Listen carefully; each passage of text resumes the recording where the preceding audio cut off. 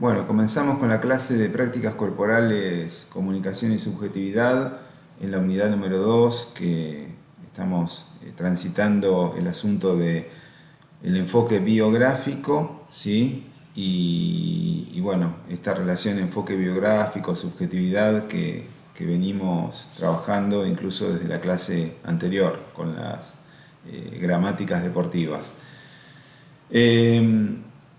La clase de hoy me interesa que nos detengamos en cómo pensar las biografías deportivas, ¿sí? Y este enfoque biográfico tiene como variantes en la manera de trabajar los relatos del deporte, ¿no? O el reporte de ciertos recorridos o experiencias de vida deportiva que según cómo se trabaja, uno plantea historias de vida deportiva, relatos de vida deportiva, testimonios o tal vez historias orales deportivas, oralidades deportivas. Bien.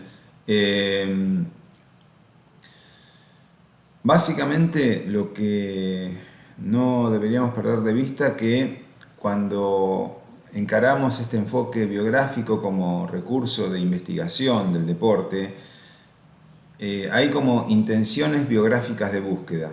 Cuando uno plantea una entrevista o una situación de diálogo, una coproducción con la otra persona que puede hablar en primera persona de una experiencia en el deporte, esa situación de conversación tiene como una búsqueda en particular, ¿sí? Hay muchas formas de plantear las entrevistas, los diálogos, las conversaciones, y en esa variedad de opciones es el tipo de dato, de información, de texto que uno va a producir, ¿no? Si ustedes revisan en los medios de comunicación o en la televisión directamente, van a ver que las formas de encarar las entrevistas son muy diversas y bueno, corresponden a intenciones biográficas de búsqueda diferentes. Algunos apuntan a cuestiones más políticas, deportivas, familiares, laborales, o su conjunto, ¿no? Después, bueno, cómo se van llevando esas entrevistas o esos relatos que en algunos momentos son más estructurados, más pautados, y en otros son como más abiertos, flexibles y fluyen en función de la empatía que tiene la persona que entrevista con la persona que arma el reporte o socializa una experiencia privada, ¿sí? Bueno, una de las cuestiones que aparece como intención biográfica de búsqueda es la historia de vida deportiva. La historia de vida deportiva tiene un interés por el recorrido existencial de una persona desde que nace hasta el momento que muere, ¿sí? O desde que nace hasta el momento de vida presente, si es que la persona está viva. Y es una reconstrucción total de la vida de esa persona. Digamos, si uno revisa algunos materiales, algunos libros que han hecho sobre biografías de jugadores, jugadoras, biografías de Sabatini, de Maradona, de Cruyff o de Guillermo Vilas, ¿no? Bueno, esas biografías abordan una reconstrucción de toda esa trayectoria de vida con el armado de ciertas cronologías, ¿no? La historia de vida implica armar como una serie de etapas, de cronologías en una línea de tiempo, ¿bien? Y van cubriendo distintos aspectos de la vida social que el sujeto transita desde que nace hasta que muere. Entonces, si uno arma esa cronología, va cubriendo, supongamos, en la etapa primaria, secundaria, terciaria, aspectos ligados a la educación escolar, ¿no? Y bueno, lo mismo, en esa línea temporal uno plantea la crianza, los padres, los parientes, los amigos, amigas, amigues, que van apareciendo en la primaria, en la secundaria, en la terciaria, en la formación terciaria, ¿no? En esa línea también el desarrollo físico, la incursión en distintas prácticas corporales, que pueden ser diversos deportes, diversas gimnasias. Bueno, uno puede trazar una línea en cuanto a los grupos que fue organizando, o las personas con las cuales se fue vinculando en ese proceso de vida. La historia de vida deportiva tiene una gran complejidad porque implica conocer en detalle, en la cuestión más fina, más minuciosa del sujeto que uno tiene enfrente, ¿no? Uno quiere conocer absolutamente todo y encontrar una explicación, una lógica, una detección de la racionalidad de esa persona, ¿no? De su forma de ser, de su estilo de vida, de la explicación de una matriz de pensamiento, una posición cultural ante la vida, ¿bien?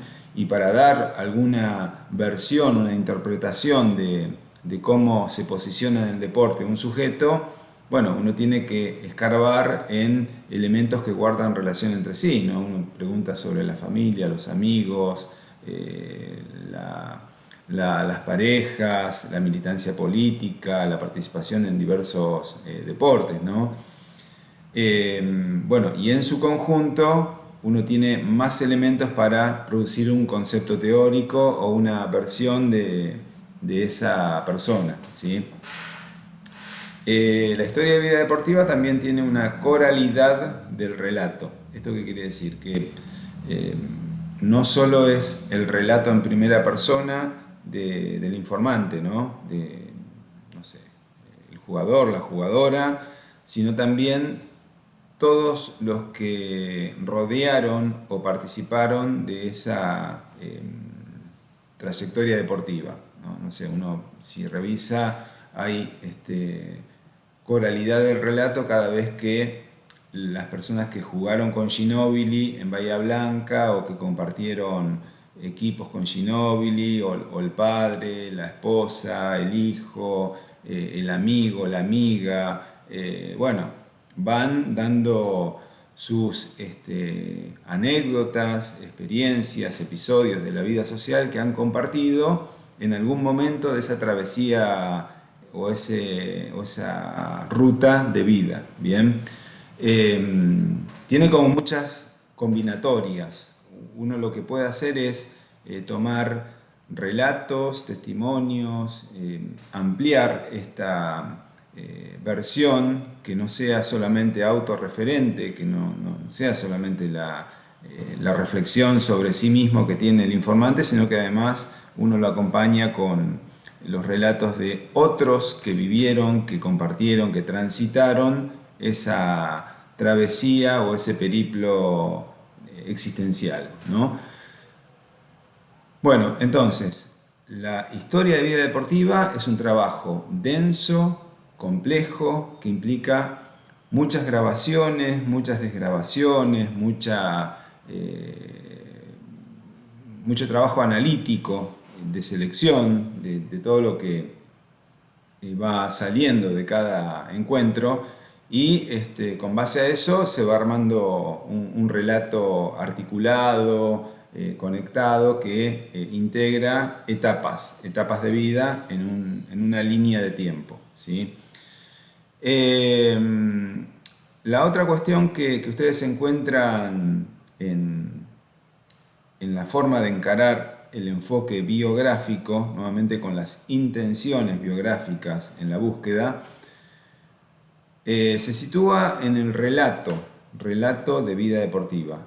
El eje no se sale del deporte, ¿sí? Entonces me interesa la reconstrucción de toda la carrera deportiva de un sujeto, ¿no? Entonces, bueno, deportista del básquet, del handball, de los deportes alternativos, del boxeo.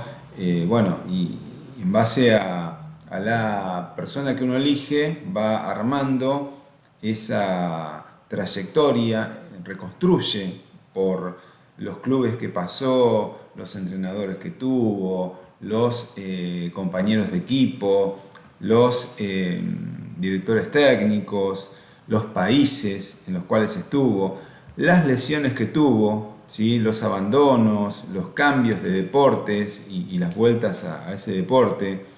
Digamos, toda esa trayectoria deportiva no es lineal, ¿sí? Digamos que la relación del sujeto con la práctica deportiva tiene distintos momentos, ¿no? que están ligados a un contexto particular de realización social. Es decir, si uno dice, bueno,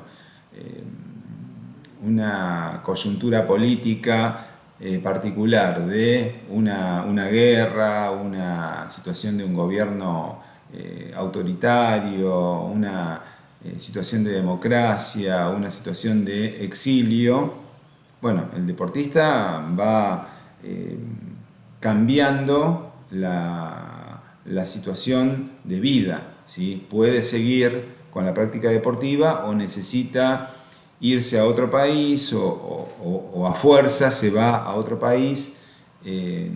Con esto que quiero decir que generalmente uno encuentra en los diarios, en las revistas deportivas, la cronología, la carrera deportiva de un jugador, de una jugadora, detallando los distintos clubes por lo que va pasando, ¿no? O, bueno, un recorrido que dice, bueno, estuvo en Bolivia, en Perú, en Argentina, en Chile, participó en este torneo, ganó tantas medallas, trofeos, distinciones, fue mejor asistente, goleador. Bueno, son todos datos técnicos, estadísticos, porcentuales, bien, que no dicen o no dan el contexto de aparición, ¿sí? Digamos, si un sujeto de repente es migrante y va de un país a otro, no tiene estabilidad y anclaje definitivo en una región, bueno, puede haber explicaciones que tienen que ver con ascenso social, mejoras en cuanto a el negocio económico de una transferencia de un lugar a otro, o bueno, una situación de ciudad peligrosa y necesidad de irse a otro lado, o una lesión, ¿sí? O una vocación deportiva diferente que seduce y que hace salir y volver a la práctica, o algún escándalo mediático, visibilizado en los medios, que hace que la persona tenga que salir de un lugar y reconstruir su imagen en otra y darle continuidad a su carrera. Es decir, el relato de vida deportiva, ya les digo, hace una reconstrucción de los lugares, las personas, en la trama deportiva, ¿sí? Y ahí va señalizando aspectos de lo físico, lo motriz, lo orgánico, lo funcional, ¿sí? Competencias, todo lo que remite a la práctica deportiva, ¿sí? De todas maneras, lo que necesitamos para que ese relato de vida tenga como más contexto, justamente es incorporar o dar los marcos históricos, las coordenadas, ¿no? Donde se va produciendo esa trayectoria, ¿sí? Porque esto incide un montón, ¿no? No es lo mismo el desarrollo o la condición de producción de un deportista y su relato en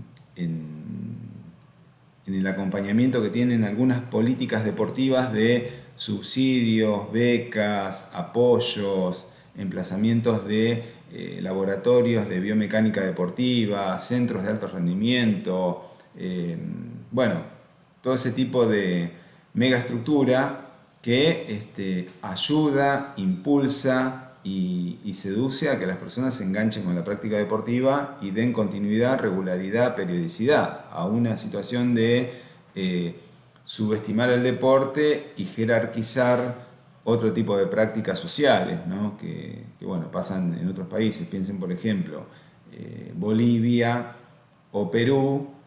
Uno charla con un albañil, charla con un pintor y le dice, mira, en Bolivia o Perú, ahí haces la escuela y rápidamente te vas a trabajar como pintor, como albañil, trabajas con la agricultura, ¿sí? Y no hay una estructura deportiva sólida como hay en Brasil, como hay en Argentina, por una cuestión cultural, ¿no? que tiene que ver con jerarquías o prioridades que van trazando las políticas, ¿sí? Bueno, entonces, al momento de pensar las variantes del relato de vida deportiva, insisto, veamos cómo uno encara o uno entabla un diálogo con un deportista, una deportista, y bueno, reconstruye ese recorrido, ¿no? Bueno, divisiones inferiores, fuerzas básicas, un club de barrio, amateurismo, profesionalismo, ¿no? Traslado de un deporte a otro, tanteos experimentales, ¿sí? No sé, piensen, hay deportistas que de repente hacen vóley, se pasan al handball, hacen básquet, se pasan al cestobol, ¿sí? O bueno, hay idas, vueltas, retornos, que bueno, hay gente que hace en forma simultánea fútbol y natación, ¿sí? O de repente se mudan de las artes marciales y se dedican a hacer yoga o tai chi o hacen crossfit. Esto tiene que ver con vocaciones motrices o expectativas sociales que van construyendo y reconstruyendo los sujetos en función también de sus momentos de vida, ¿no? Acuérdense que en la primera parte hablábamos de la subjetividad en la constancia biológica material del sujeto y bueno, las posibilidades que tiene ese cuerpo a los 15, a los 20, a los 30, a los 50. Y en ese baño de realidad, ¿qué puedo hacer y qué no puedo hacer con mi cuerpo, ¿no?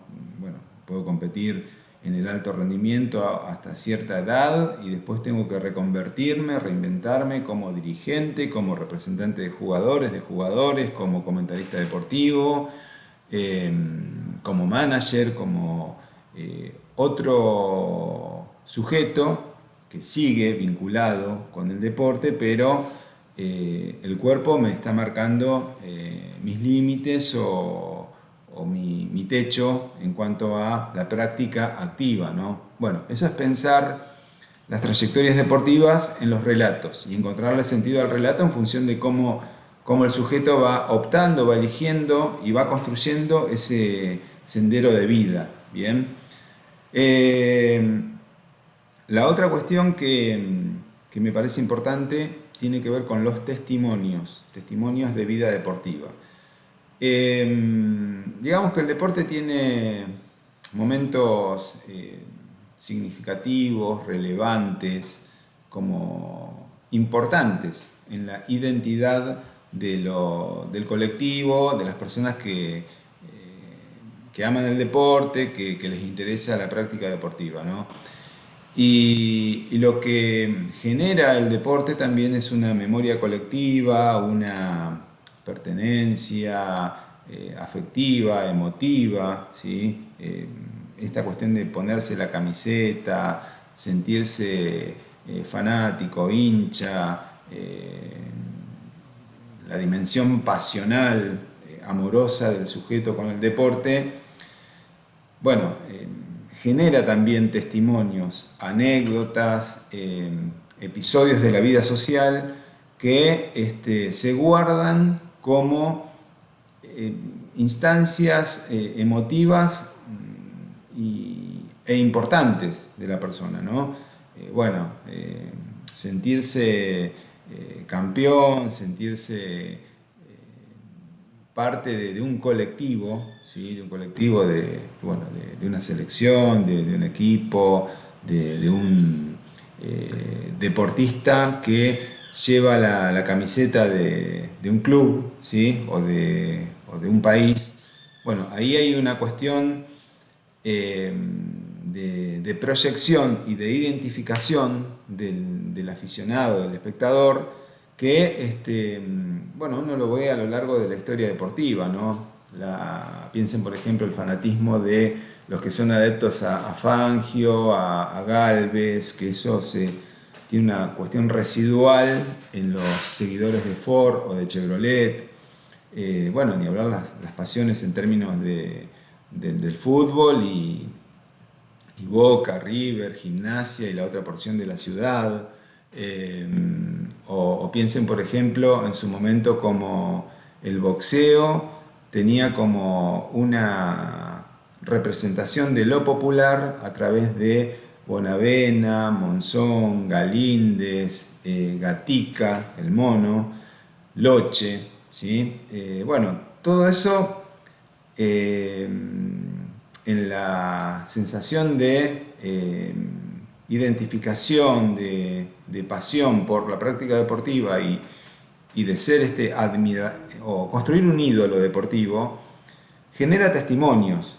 Yo vi la pelea de Galíndez, yo vi la pelea de Bonavena, yo como testigo vi jugar a, no sé, Bocini, Alonso, Maradona, yo vi de cerca a Messi. Esa es la idea del testigo. Testigo, partícipe de situaciones deportivas memorables o este contacto, esta proximidad con algún referente deportivo que uno venera, quiere, admira, ¿sí? Que le pide el autógrafo, que se saca una foto. El testigo tiene que ver con eso, cómo se vincula un sujeto con otros sujetos del deporte y situaciones deportivas, ¿no? Haber estado en una final, en un partido en particular, en una rareza deportiva, ¿sí? Eso genera testificaciones. Y hay relatos que son importantes para la construcción del anecdotario de las personas, ¿no? Cuando uno habla con personas fanáticas del deporte y cuando yo iba a ver los partidos y me acuerdo que íbamos en tren y pasábamos por Quilmes y cuando pasábamos por Quilmes nos tiraban piedras, años de los 70, ¿no? Que son relatos de barra bravas o seguidores de algunos equipos de la ciudad de La Plata, ¿no? Esos testifican, sí, era verdad, tiraban piedras, ¿no? Uno testifica en personas muy grandes que los partidos de fútbol en los clásicos de la ciudad de La Plata tenían una asistencia multitudinaria y lo que terminaba pasando, o que pasó alguna vez, es que una de las tribunas de tanta gente se cayó y hubo gente que se lesionó, que se lastimó, y hay gente que dice, yo estuve en ese partido, yo vi lo que pasó y realmente fue dramático, fue difícil, ¿no? Piensa en la experiencia de los rugbyers en la montaña, bien, que también es un testimonio dramático, límite entre la vida y la muerte, ¿sí? Entonces, los testimonios tienen que ver con esto, cómo se dan distintos tipos de experiencias afectivas, emotivas, y los sujetos cómo las resignifican, las ponen en valor y las guardan como anecdotarios relevantes en su historia de vida personal, ¿sí?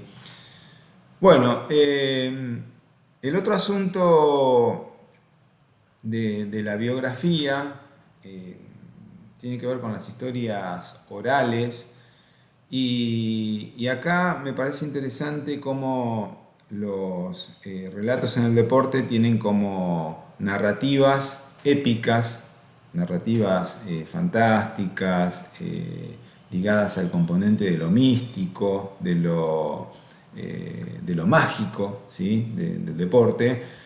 Eh, y, y básicamente hay relatos, piensen por ejemplo en la mística copera de Independiente, bueno, la magia de algunos equipos, de algunos jugadores, ¿sí?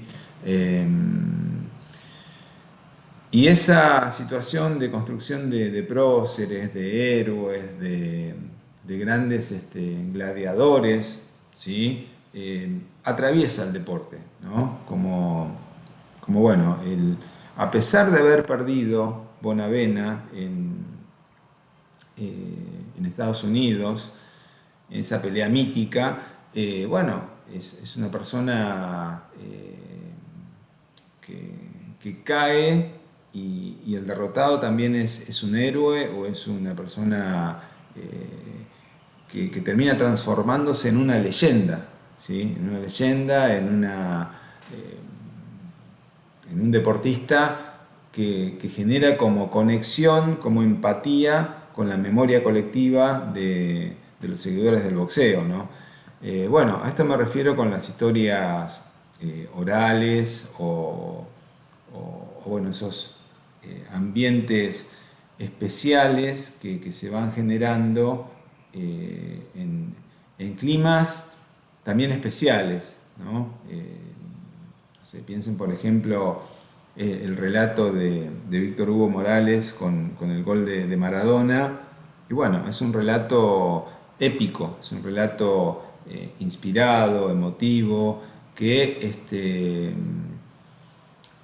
sitúa esa maniobra individual de Diego en una situación mágica, distinta, ¿sí? Que además hay algo intuitivo que tiene el relator que va percibiendo que está por pasar algo, ¿sí? Y entonces puede, o estuvo rápido en realidad de entender lo que estaba pasando sobre la marcha y poder hacer en vivo una composición, bueno, deslumbrante en cuanto a el dramatismo de ese relato, ¿sí? Entonces, bueno, esas historias orales, esos relatos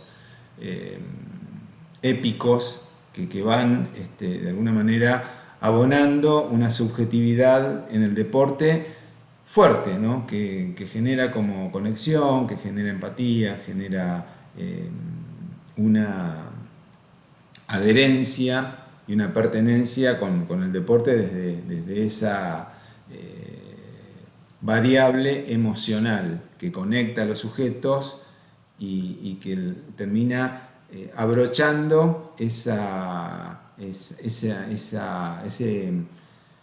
liga con la institución deportiva. Bien, bueno, entonces, yo con todo esto lo que quiero tratar de transmitir es que, digamos, el deporte y el enfoque biográfico tiene esta recuperación del aspecto subjetivo, el aspecto emocional, el aspecto del deseo, de la expectativa del sujeto, de esa conexión pasional que tiene el sujeto con el deporte. Y bueno, eso uno lo puede recuperar a través de el relato de vida, la historia de vida, el testimonio, las historias orales, ¿sí? Bueno, el deporte tiene mucha producción cultural, ¿sí?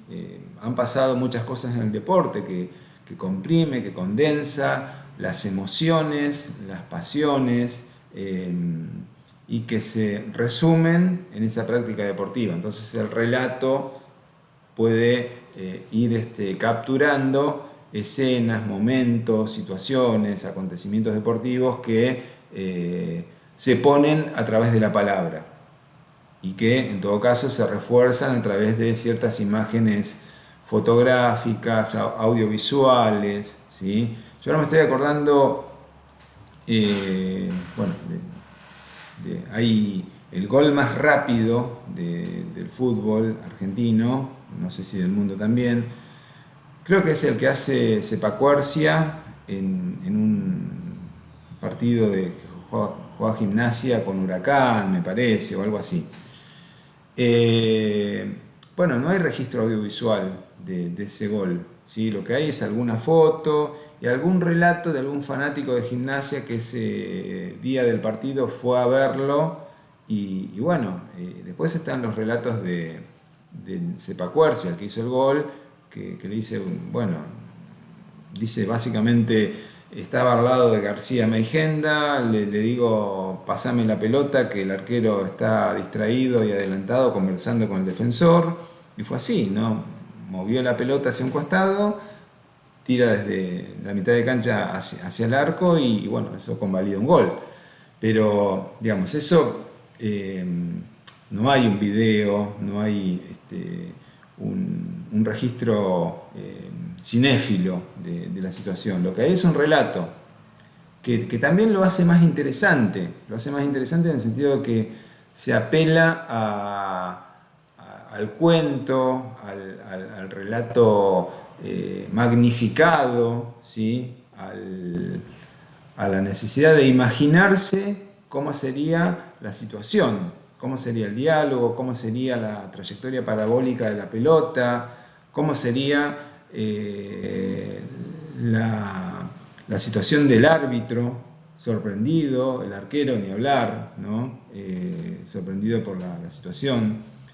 Y bueno, todo esto transita por los canales de la oralidad sin ninguna apoyatura visual o audiovisual contundente como tenemos ahora de manera abrumadora, ¿sí? Y esto también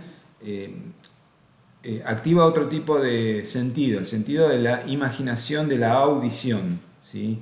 Y no tanto de la visión, ¿sí? Nosotros hoy tenemos mucha cuestión visual, mucha cuestión de la espectacularidad de la imagen deportiva, ¿sí? Y antes uno tenía más estos relatos orales, deportivos, y piensen por ejemplo que no era frecuente mirar tan seguido, pienso en los años 70 o 80, ¿no? Partidos o contiendas deportivas, o bueno, y ahí la novela o el relato radial del deporte, la narración de una carrera de automovilismo, una pelea de boxeo, un partido de básquet, un partido de fútbol, uno tenía que imaginarse a partir del reporte de la persona que relataba el partido o la competencia. Entonces, bueno, esto genera una capacidad de imaginación, de sueño, de vuelo mental, de tratar de representarse mentalmente qué está diciendo alguien a través de un audio. Bien, por eso digo también esta cuestión del relato y las oralidades deportivas que bueno, todavía hoy por hoy siguen retumbando en las cabezas de las personas, ¿no?